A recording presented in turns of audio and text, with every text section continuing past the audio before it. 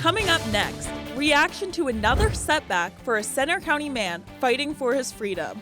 It's the saddest thing. It's just really disappointing. Plus, a Penn State student's dad is literally flying around the world to help THON. Find out why. And as the Olympic curling controversy unfolds, we talk with a local group that's playing this unique sport. The Center County Report starts now.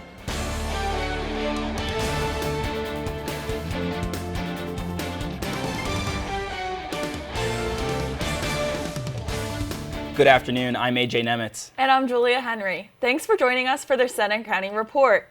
Our top story, more heartbreak for the family of a state college man whose conviction was thrown out, but he's still stuck behind bars. Reporter Maya Valerio is live in our studio with the latest. Maya? Julia, Subbu Vedam's legal fight has made national news. He spent years in prison for a murder he says he didn't commit. A judge agreed and ordered his release, but federal agents are still holding him on an old deportation order. An immigration judge ruled this week if he would be freed on bond.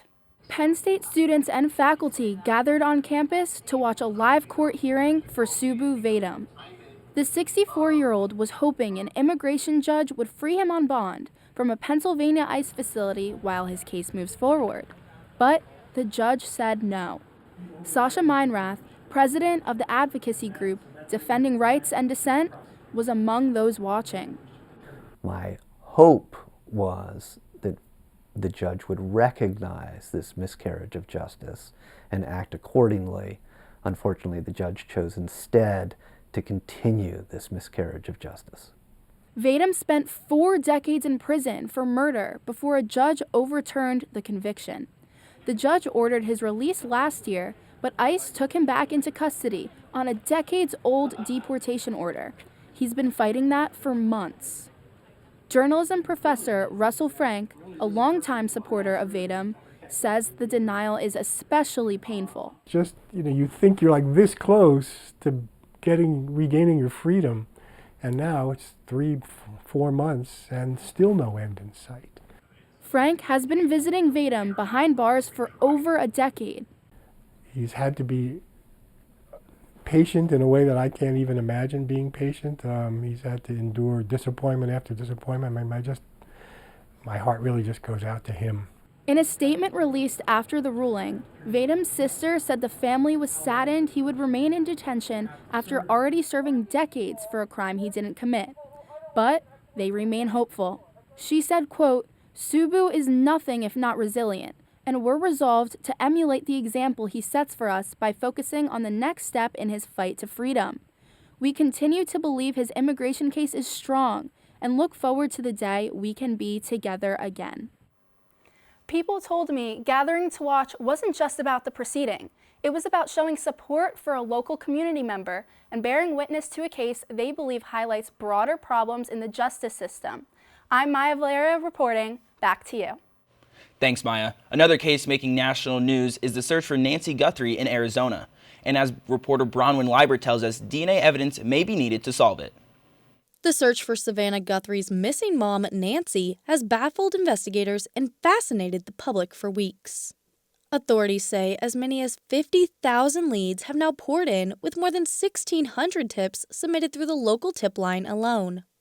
Investigators also hoped a glove found 2 miles from the Guthrie's home could be a key break in the case.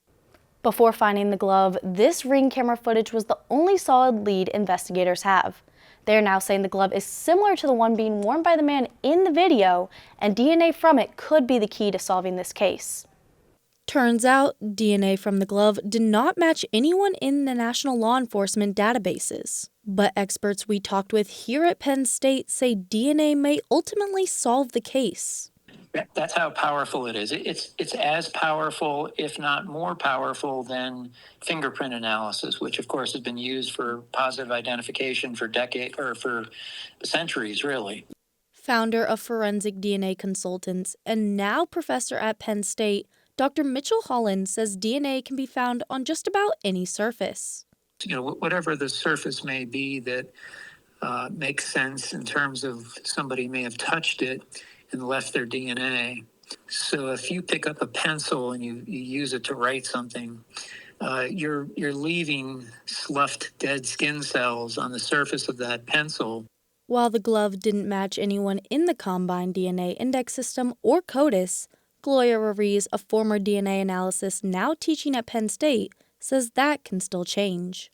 But it is uploaded in CODIS. So if anything, if somebody else from like Arizona has a profile, if it's uploaded and it matches, it's going to flag it. Investigators in the Guthrie case hope just one key piece of evidence can help them crack the case and find the missing mom. In University Park, I'm Bronwyn Leiber for the Center County Report.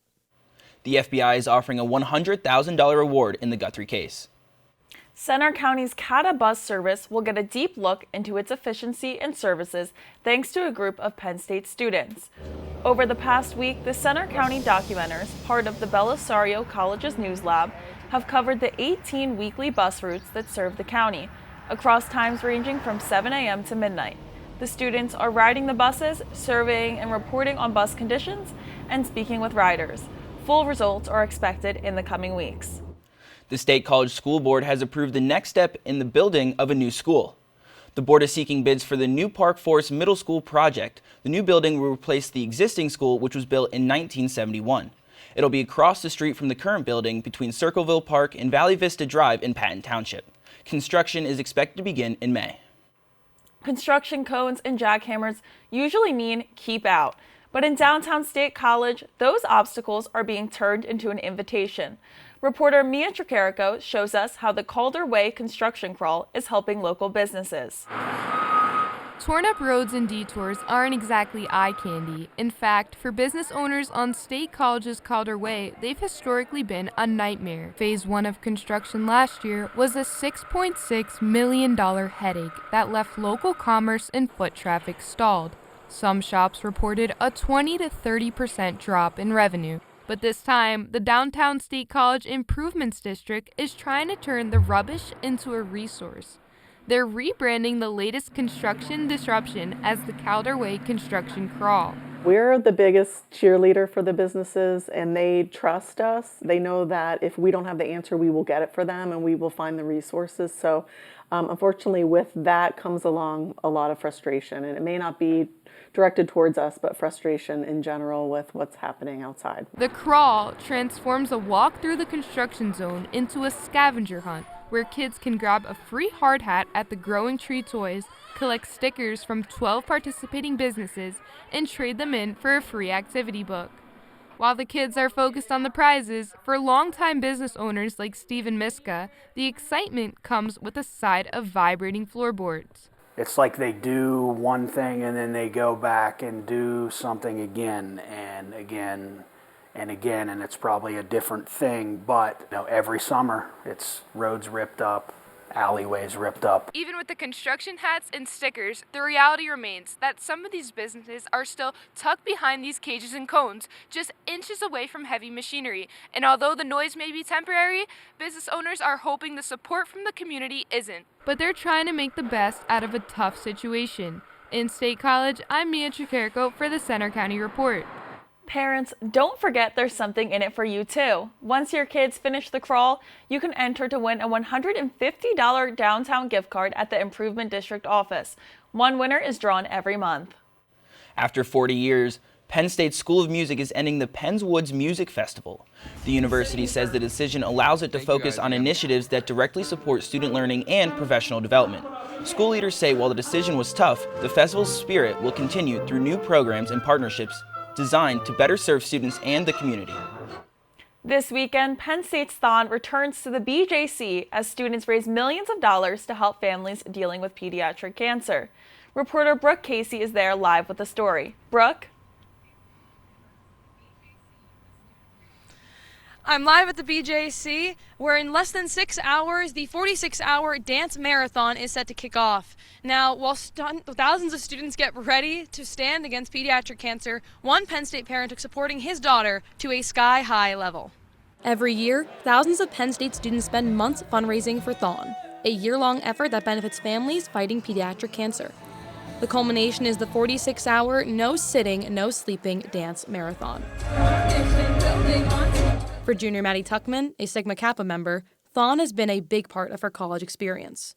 But this year, her dad took supporting her to a whole new level. Well, we kind of was our one of our bucket list items. So Maddie was home for the holidays, and we said, what if we flew around the world and go eastward and then westward and raise money for THON? Mark Tuckman decided if he was going to raise money for THON, he was going big. Literally flying around the world with his travel partner, not once, but twice, in just 7 days, and setting a world record in the process.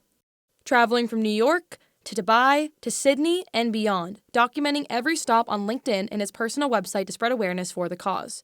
When Maddie first heard the idea, just disbelief, I think is the best way to put it. I mean, ideas like this that come to him are very common, so it doesn't totally shock me when he was like, oh, let's just, break a world record and do it for THON. Still, she had questions. The execution of it was more just where I was kind of confused with it all and was like, how are you going to put this all together? But for Dad, the miles aren't the point. We're extremely proud of her, and everything her sorority's doing, and just her involvement in that and a lot of other things she does. It's really nice. It's just awesome. And while the mission is fundraising, Mark is enjoying the journey, with one stop he's especially excited for. Tokyo. We're going to go up to Mount Fuji, and we're going to go on the speed train. While Penn State students stand for 46 hours straight, Mark Tuckman is circling the globe, twice. Different efforts, but the same mission, all for the kids. Mark set out to raise $44,101 across his 7-day journey. He surpassed that total before his first takeoff. As of this morning, Mark has raised over $55,000 for THON. His final flight is set to land at 2 p.m. Eastern Standard Time Sunday, just 2 hours before THON concludes. Live at the BJC, I'm Brooke Casey. Now back to you guys. What an incredible journey. Thanks, Brooke. Still to come, is a weekend storm on the way? And a local curling club weighs in on the Olympic controversy.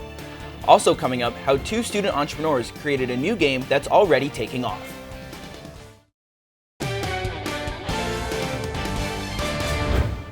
Pennsylvania students will soon be spending more time practicing their penmanship. Governor Josh Shapiro just signed a new law making cursive handwriting a required part of school curriculum. Studies show teaching script boosts fine motor skills, helps students read historical documents, and sign important papers. The new law adds Pennsylvania to the growing list of states reinstating cursive writing. Schools across Pennsylvania will start building this into classes as early as next school year. What started as a classroom project turned into so much more for 2 Penn State students. Reporter Olivia Swigert has that story. Most college students expect a final grade for a class project. But for these 2 Penn State students, their assignment grew beyond the classroom. It was called the Startup Case Study, and we had to choose a very specific pain point in the world to address. And the pain point that we chose was the lack of emotional intelligence. The issue as they see it, too many people tied to their phones and becoming less social. So, Charlie Jacobs and Joe Leazza created a board game that helps you build stronger connections with your friends. This is Now You Know, a game to find the hidden truth about your closest friends. It takes icebreakers to a new level and creates meaningful conversation without feeling forced. Daniel Semmett was one of the first people to play. Now, due to advancing technology, a lot more people are kind of moving towards antisocial tendencies. I got to play the game, and I really enjoyed playing it. The duo has offered pop-ups around State College to introduce the game, and were even approached by mixed martial artist Bo Nickel. The events led to more than 100 pre-orders for the game. They also won second place for their pitch to the Happy Valley launch box, winning $1,000, which went straight to their project. They know everyone won't love the game, but they value the feedback. Understand that people are going to give us negative feedback, and it's important not to have a fixed mindset and say this is great whether people give us the feedback we want to hear or not. From sketches to sales, they can't wait to get the game on the shelves. In State College, I'm Olivia Swigart with the Center County Report. Now You Know is expected to release during the first week of April. For more information, visit nowyouknowgame.com. And until Sunday, 20% of all sales benefit Penn State THON.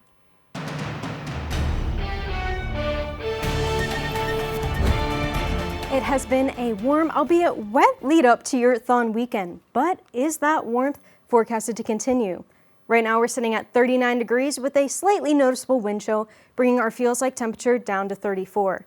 Now across the Commonwealth, we're seeing similar temperatures of high 30s, low 40s, but in the western portion, they are getting a bit warmer with those southwest winds making its way up to the mountains and then being blocked in. Now that's not expected to hit us until later in the afternoon, where we'll be seeing temperatures up to 50 degrees. But right now, that wind chill's keeping us a little bit lower in the mid 30s. But the main concern for today is that rain. Now the bulk of it missed us this morning just to the north, but we are expecting scattered showers throughout the rest of today. Now, so if you're going to THON, make sure you pack a rain jacket or an umbrella, or maybe get on the buses a little bit early. I know they're going to be packed, especially with this wet weather, and that is being brought from a disturbance over the Great Lakes that is just spinning and bringing the instability and moisture needed for that wet weather to occur. Now, most of that wetness is going to be gone as we get into the later hours of tonight. As I mentioned, most of it's going to be gone by this morning, but we are going to be seeing a stray shower or flurry here or there as we head into the overnight hours. Now, as we head into Saturday, things are going to be clearing up. We're going to be seeing partly sunny skies, and conditions overall are just going to be pretty nice on Saturday. So if you don't get out to THON this Friday, make sure you get out there tomorrow. Now, after that nice Saturday, we are expecting snow totals of 1 to 3 inches in State College and surrounding areas. So if you have anyone coming up for the weekend, make sure you let them know about the impact in travel conditions. Now, a quick temperature recap. Today is going to be the warmest day of the week, a little bit wet, but a high of 51 degrees, so conditions aren't going to be too terrible.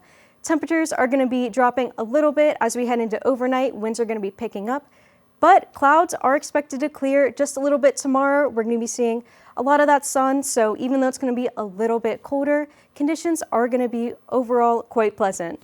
Now, as we head into the next week, unfortunately, that sun isn't forecasted to last, and we might be seeing that rain transition into snow. Yeah, well, I know for sure that this wet weekend certainly won't dampen spirits here with Yeah, I'm just happy we're out of the zeros and the low single-digit temperatures, so I'm just glad we're above that now. And someone else who's happy with that, it's Fernando with sports. Thanks, guys. Coming up in sports, how 5 Nittany Lions finished at the Olympics. And as the world focuses on a curling controversy, we check in with a curling club right here in Central PA to get their opinions.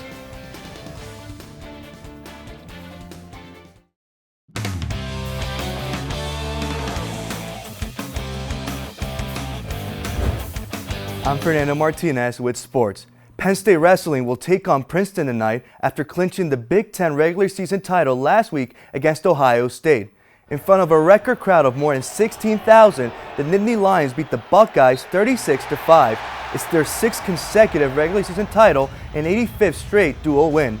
They'll celebrate senior night tonight. Levi Haynes is the only graduating starter. Penn State hockey is back in action this weekend at Pegula Ice Arena for a Big Ten series against rival Ohio State. The Nittany Lions are 11-4 at home this season, but they got some bad news this week. Team captain Dane Dawiak is out for the season after an injury, but Coach Guy Gadowski says Dawiak will still be involved. That's going to be significant there, but he's still our captain. He's very much involved. He brings great value as a captain and a leader, and he still will. The series begins tonight with a puck drop scheduled for 8:30 p.m. Penn State basketball is on the road to play number 9 Nebraska tomorrow. It's another tough challenge for the struggling Nittany Lions. They're coming off a game this week where Penn State didn't score for the opening 6.5 minutes. Rutgers came out of the gates firing, jumping out to a 9-0, then a 16-2 lead. Mike Rhodes' squad outscored Rutgers in the second half, but the 20-point lead was too much to overcome. Now to high school basketball. State College boys basketball has advanced in the playoffs after becoming District 6 champions. The Little Lions beat Mifflin County 53-45 last night in Crescent. It's the Lions' 5th straight district title and the 3rd year in a row they beat the Huskies in the championship. State College girls basketball also played for a District 6 championship last night, but lost to Altoona 51-35. 5 Penn Staters have wrapped up competing at the Olympics. In women's hockey, Tessa Janicki became the first Nittany Lion to win a gold medal at the Winter Olympics as Team USA beat Canada in overtime. Jessica Adolfsson and Nicole Hall, playing for Team Sweden, finished fourth as they came up short in the bronze medal game. Matilde Fantin finished as the leading scorer for Italy with 3 goals. And Dan Barefoot finished 20th in skeleton and 10th in the mixed team event. Also at the Olympics, every 4 years, curling has its time in the spotlight, but this year it's been filled with controversy, sparking conversations on rule enforcement and sportsmanship as far away as here in State College. It's late night on a Tuesday at Pagula Ice Arena, and curling is taking over center ice. Penn State's curling club held a Learn to Curl and skill session to teach people about this curious sport. It's also been in the worldwide spotlight this week at the Olympics during a cheating scandal. You know, we're not really a sport that engenders controversy. It's called a gentleman's sport most of the time.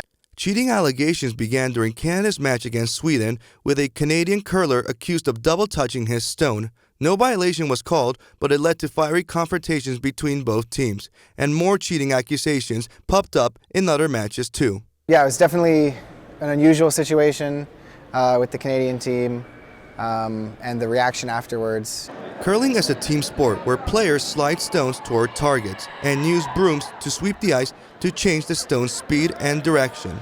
At Penn State's club curling event, team members explained what the controversy is about. So double touch is we have the black hog line. You're supposed to release the stone before the hog line. So he releases the stone and then he touches it again. And that's illegal because as soon as you release your stone for your throw, you should be off the stone completely. The sport's governing body said it would step up monitoring at the Olympics. The controversy and worldwide coverage in Italy has increased attention for the sport. I think it helps the sport grow, especially like someone like me that plays. I get to tell them more about the sport, and I get to have them understand certain parts of the sport that they would have never known about. So I think overall, any attention is good attention. Despite pleas for video replay, Olympic play in curling will still be played without it, as medal matches are set to be played this weekend. That's all for sports. Now guys, it's going to be a very busy weekend here in State College. We got THON and we got all these sporting events. What are you guys looking forward to the most this weekend? Yeah, I'm looking forward to hockey, see how the team's going to bounce back after their captain Dane Doyak's out for the season. I'm just really interested in how they're going to battle back from that. Yeah, and it's the perfect way to break up those 46 hours, just hopping right across the street to Pagula to watch those hockey games. Thanks, Fernando. Now, still to come, a Pennsylvania Girl Scout becomes a TikTok sensation after taking selling Girl Scout cookies to a whole new level. Find out what you did after the break. 6-year-old Girl Scout Pim Neal from the Pittsburgh area has set a record. She sold the most Girl Scout cookies ever in Pennsylvania. Her TikTok post received over 1 million views, and she sold to over 15,000 customers. Pim sold more than 106,000 boxes since cookie season started last month. And it's not over yet. She still has until cookie sales end March 22nd. And Julia, that just goes to show that there's no such thing as too many Girl Scout cookies. Never. That's all for today's newscast. We hope you'll join us next Friday for our next local news update. But you can follow us anytime for breaking news on our Center County Report X, and you can see our stories on our Facebook page, Instagram, YouTube, and our website. Have a good weekend.